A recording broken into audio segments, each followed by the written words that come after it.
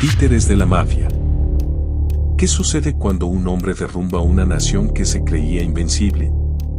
Un hombre que manipuló a los políticos, desató el caos y fue utilizado para fortalecer el narcotráfico. Al final, lo desecharon como a un capo más. Esta es la historia del hombre que desafió el poder. Pablo Escobar Gaviria. El capo de capos. Si quieres conocer estas historias impactantes, no dudes en suscribirte a nuestro canal Títeres de la Mafia. Pablo Emilio Escobar Gaviria es una de las figuras más emblemáticas y controvertidas en la historia del crimen organizado. Emergió de la pobreza para convertirse en el líder del cartel de Medellín, uno de los imperios del narcotráfico más poderosos del mundo. Sin embargo, Escobar no solo fue un capo de la droga, sino parte de una mafia de cuello blanco que sin saberlo, fue utilizado por quienes realmente dominan el narcotráfico global. La manera con la CIA de tu papá con respecto a cómo la CIA financiaba la lucha contra el comunismo con el narcotráfico. ¿Cómo es eso?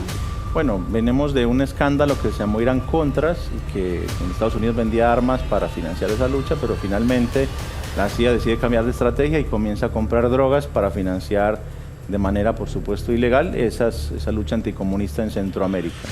Y ahí aparece, no es tampoco un chisme, hay unas fotografías que claramente muestran a mi padre con su socio, alias el mexicano, Gonzalo Rodríguez Gacha, Federico Bon del Ministerio de Justicia, creo, del gobierno sandinista, y soldados nicaragüenses subiendo 600 kilos de droga a un avión que había sido propiedad de la CIA, pero que mi padre se lo había comprado a la CIA. Durante algunos años, gozó de una licencia para delinquir, matando, enriqueciendo y desafiando a gobiernos con una violencia sin precedentes. En estos instantes les voy a exhibir el pasaporte oficial que les puede mostrar a ustedes cómo el gobierno de los Estados Unidos me otorgó la visa para visitar ese país. Además soy un visitante asiduo de esa nación. ¿Quieres conocer la verdad detrás de las sombras? En Títeres de la Mafia, exploramos los secretos, historias y las vidas que cambiaron el curso de nuestra sociedad para siempre. Y eso no es todo. Al suscribirte a nuestro canal, participas automáticamente por un ejemplar exclusivo del libro de Pablo Escobar Gaviria, autografiado por su hijo. El concurso se realizará apenas lleguemos a 1000 suscriptores. ¿Quién será el afortunado en recibir este ejemplar exclusivo del libro de Pablo Escobar Gaviria? Podría ser tú. Suscríbete ahora. Títeres de la Mafia te espera con historias que no te dejarán dormir. Volvemos a la noticia del día, la muerte del narcotraficante Pablo Escobar. Pablo Escobar abatido hoy en Medellín por el bloque de búsqueda. Ocultaba su rostro tras espesa barba. Se hallaba en una casa de 3 pisos cerca al estadio Atanasio Girardot y al centro. 2 de diciembre de 1993, Pablo Emilio Escobar Gaviria, el zar de la cocaína, había muerto. El hombre que a base de violencia y drogas logró la mayor riqueza en la historia yacía ahora sin vida en el techo de una vivienda. ¿Cómo fue posible esto? ¿Cómo el narcotraficante más importante de todo el planeta y quien había prácticamente arrodillado al gobierno de su país, había sido dado de baja? Por favor, no olvides darle like, suscríbete si aún no lo has hecho.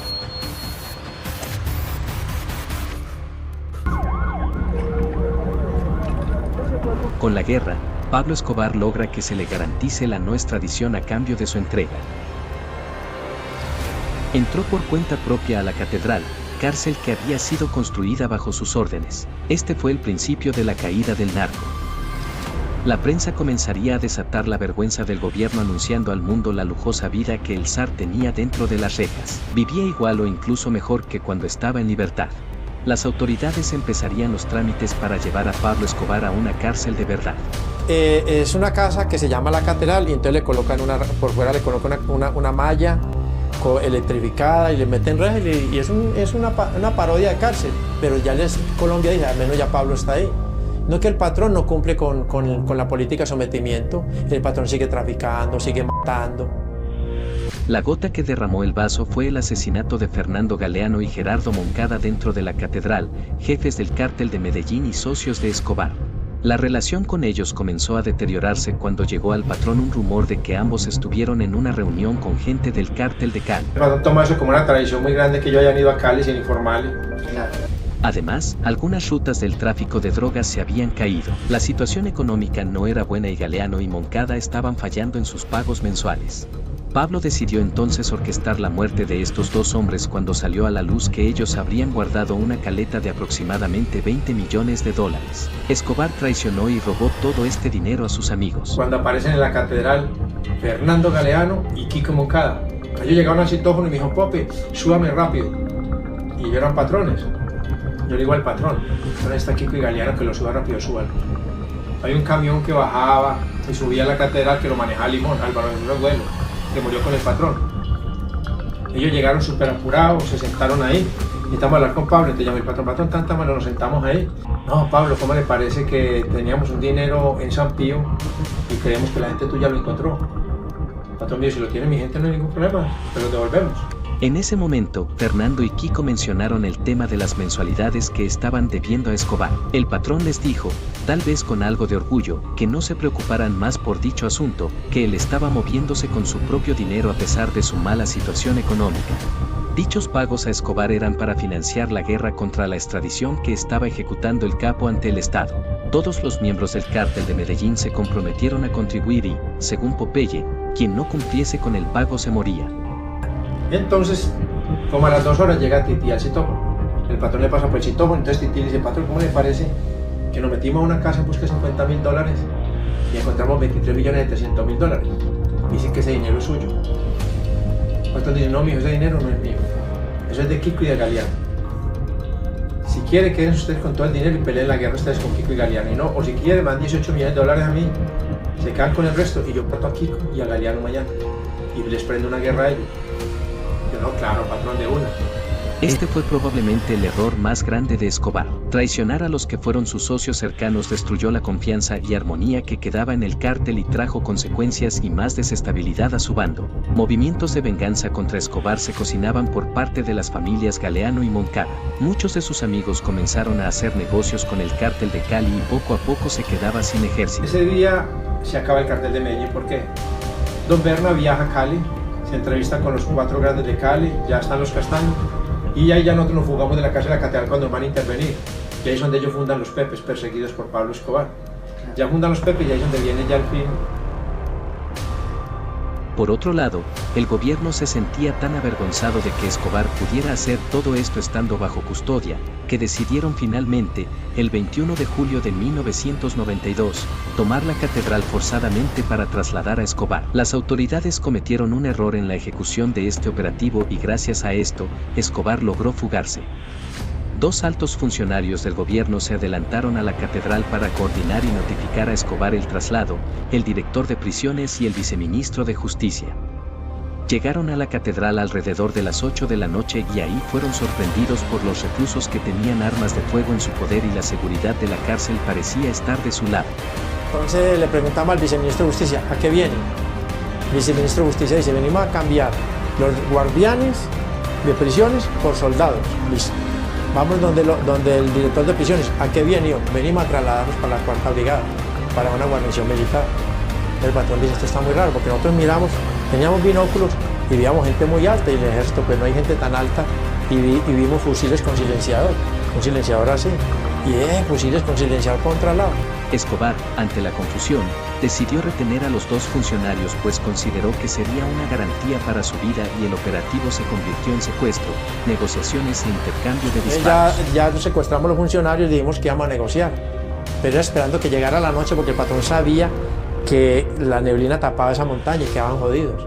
Con ayuda de la niebla Pablo lograría escapar junto a algunos de sus hombres hacia la 1 de la madrugada de ese 22 de julio. Desde ese momento pasó a ser el hombre más buscado a nivel mundial. El escuadrón de búsqueda, un conjunto de policías, militares y agentes de la DEA harían lo posible por encontrar y recapturar a Escobar vivo o muerto. Se busca a Pablo Escobar. Recompensa $2.700 millones. Y por cada uno de estos prófugos, la suma de $100 millones. John Jairo Velázquez. Luis Carlos. Pablo respondería a esto con la estrategia terrorista que ya venía ejecutando, ofreciendo grandes cantidades de dinero por la cabeza de policías, coroneles y agentes de alto mando.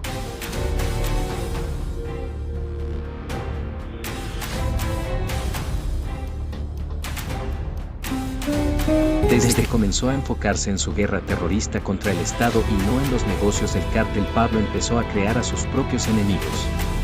Decidió perseguir y amenazar a sus socios por no contribuir con las cantidades cada vez más altas que exigía para mantener su guerra desenfrenada, por lo que se generaron divergencias personales y de intereses al interior del Cártel de Medellín. Los familiares y allegados de los asesinados Galeano y Moncada comenzaron alianzas con los enemigos de Escobar. Los jefes del cártel de Cali empezaron a recibir visitas de ex colaboradores de Pablo que buscaban protección y venganza, y ya se iban determinando los participantes de los Pepes.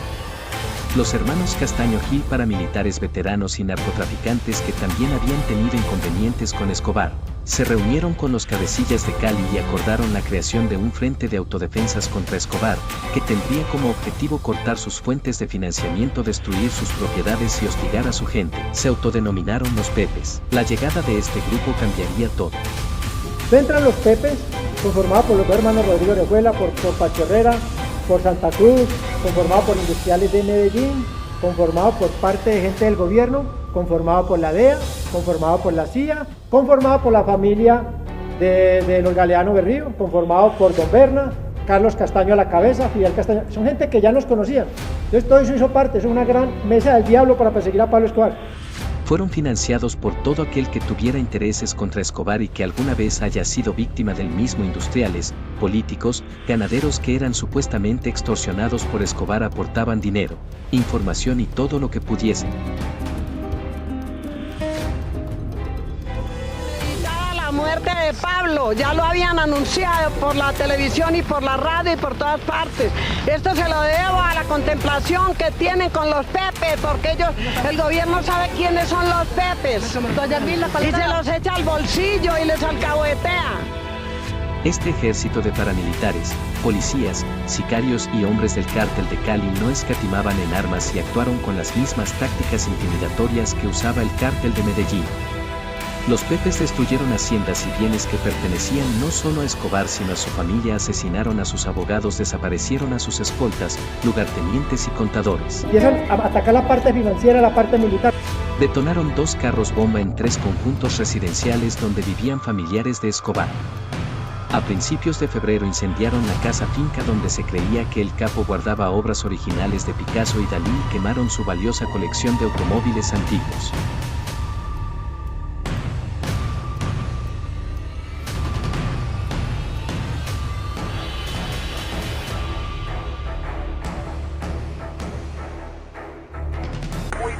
Muy berraco para que nos llamen a paz. Cuando hay una guerra civil bien berraca nos llaman a paz. Esa es la única fórmula que yo le debo a eso. Si nos dedicamos a darle a los políticos, a quemarles las casas y hacer una guerra civil bien berraca, entonces nos tienen que llamar al diálogo de la paz y arreglamos con todo el mundo y se nos arreglan los problemas. No le veo otra solución. Hay que luchar, hermano, hay que poner todo el corazón para esto y nos vamos a morir todos, nos morimos todos. Pablo Escobar, ya con poco ejército y recursos, se veía acorralado y perseguido. A través de la siguiente carta que envió al fiscal general de la Nación, descartó sus últimas posibilidades de negociación y avisó al país lo que se avecinaba.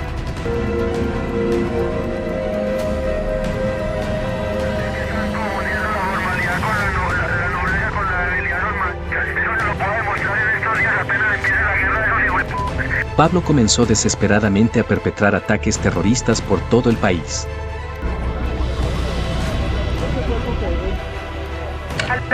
María Isabel, ¿cómo le va? Le quiero pedir un favor muy grande en nombre del país. Sí. ¿Por qué no hacemos algo para que se entregue y le garanticen la vida y se pueda ver con su familia? Yo estoy disponible para eso, yo soy el que tiene mejor voluntad en este caso. Estoy dispuesto a aceptar una cárcel intermedia, pero necesito hacer un estudio de esa cárcel porque es que yo no puedo permanecer en una cárcel urbana porque me colocan un carro bomba y vuelan una manzana. Transmítale al presidente que tengo la intención de regresar a una cárcel diferente a la de Envigado, pero que necesito saber cuáles son las condiciones de seguridad. Pero ¿cómo se las transmitimos, Pablo? ¿Cuál fue el objetivo de Escobar con estos atentados? Simplemente aterrorizar más al país y al gobierno, demostrarles de lo que aún era capaz. Esperaba con esto que la nación amedrentada le abriera tal vez una nueva oportunidad de renegociación y pidieran su cese del terror a cambio de sus peticiones. Sin embargo, lo que logró fue enfurecer más a sus verdugos e impulsarlos en su búsqueda.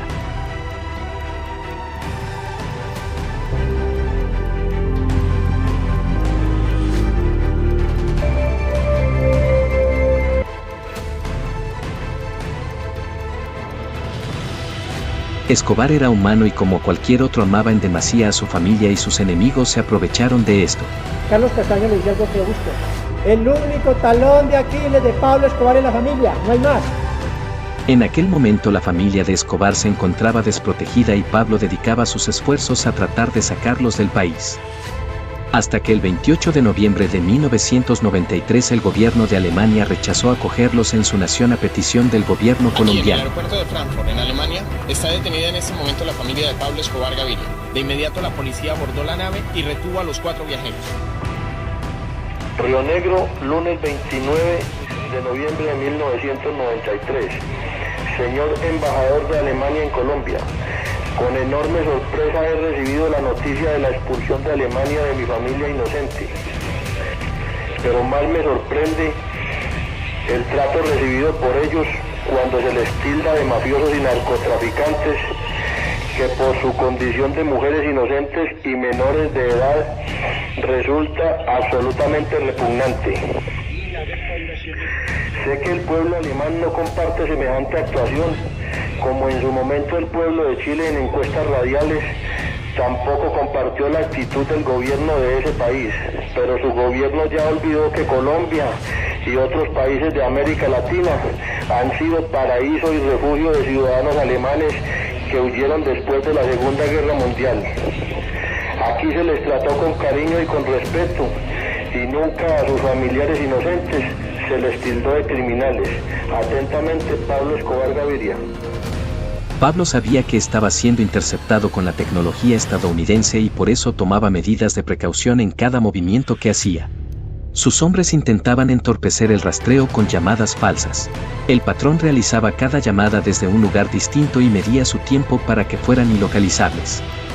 A perseguirlo hasta su captura. Claro que sí. No es que no ayudamos. Nosotros los capturamos, le dijimos, ahí está en esa casa. Hay un aparato que se llama Direction Finder. En ese momento no se conocía, la policía no lo tenía. Nosotros lo trajimos. Nosotros le desenrollamos los teléfonos y le grabamos. Tenemos más de 500 cassettes del señor Pablo Escobar. Entonces, ¿y dónde están esos cassettes? ¿Ah? ¿Dónde están esos cassettes? En un lugar bien seguro. Pero el último intento de Escobar por sacar a su familia del país fracasó e hizo que entrara en desesperación. Para manifestarle que si el gobierno de Alemania rechaza a mi familia inocente, yo tomaré represalias contra los ciudadanos, los turistas, las empresas y los intereses de Alemania en Colombia. Su esposa e hijos se encontraban ahora en el exclusivo Hotel Tequendama de Bogotá, en manos de la policía. Fue al teléfono de esa dirección que, cada vez más desesperado y descuidado, Escobar llamaba una y otra vez para comunicarse con su familia. De todas maneras, cuídense mucho, usted sabe que todos lo necesitamos. Esté tranquila, mi amor, yo no tengo otra intención en la vida, si no luchar por ustedes. Si yo estoy metido en una cueva, estoy muy seguro, ya mismo de la parte de Chile. El día de su cumpleaños, un día especial, sumado a las ganas de proteger a su familia, fueron razones de peso para que sus precauciones quedaran en segundo plano. Pablo realizó una serie de 6 llamadas a residencias Tequendama que fueron interceptadas intrépidamente por el bloque de búsqueda y cumplirían con la duración necesaria para que su ubicación precisa llegara a sus manos. ¿Se habló con alguien de la Fiscalía para la reubicación de ustedes en el exterior? Sí, tranquilo. ¿Algún compromiso por parte de ustedes con la Fiscalía? Esa es otra pregunta. Por ejemplo, la entrega de su padre.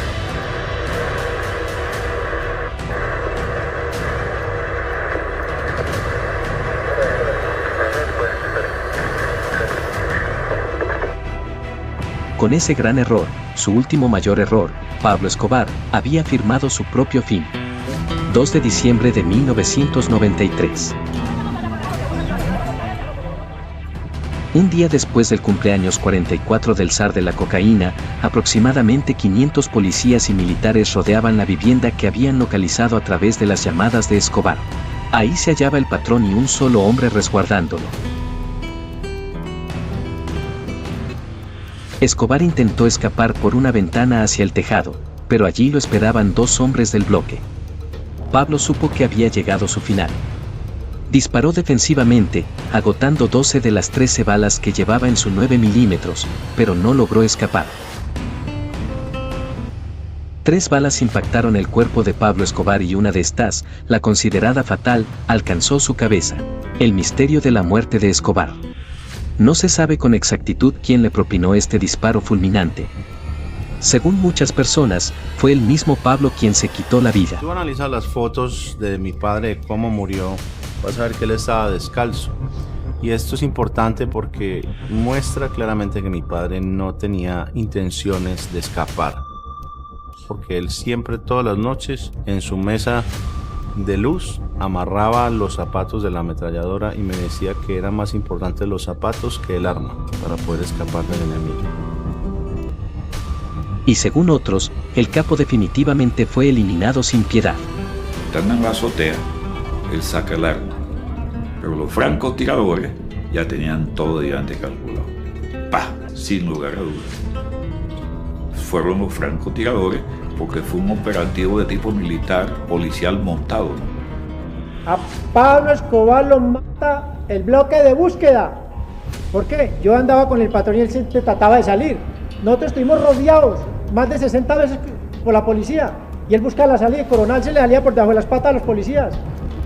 Un criminal nato, una persona como él, nunca piensa en autoeliminarse. Porque hasta en el fondo no son bravos, no son machos, son cobardes. Sin embargo, la autopsia definitiva del cadáver indica que ningún impacto presentaba rastros de pólvora de disparo a bocajarro, por lo que un suicidio no es posible.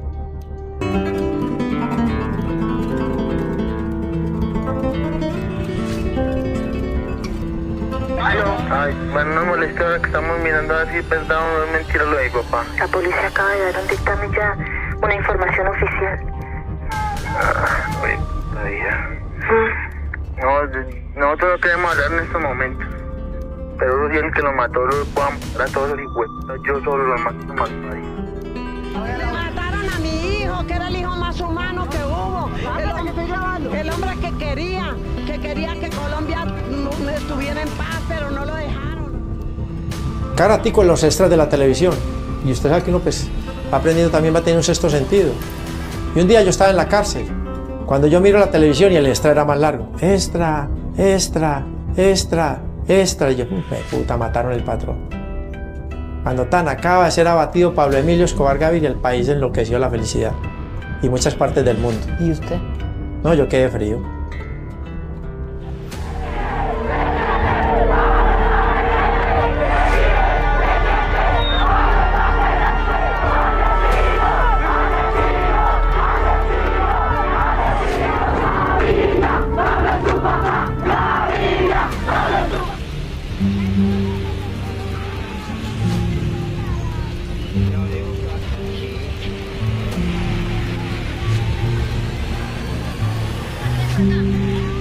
Agradezco en el alma que la tristeza que yo he tenido se ha convertido en alegría al ver este gentío y lo que dicen de mi hijo. Lo usaron para sus fines, pero al final, lo sacrificaron para salvar sus propias vidas, demostrando lo efímero de su reinado y lo frágil que era su relación con el poder. Si te atrapa esta historia, suscríbete a nuestro canal Títeres de la Mafia,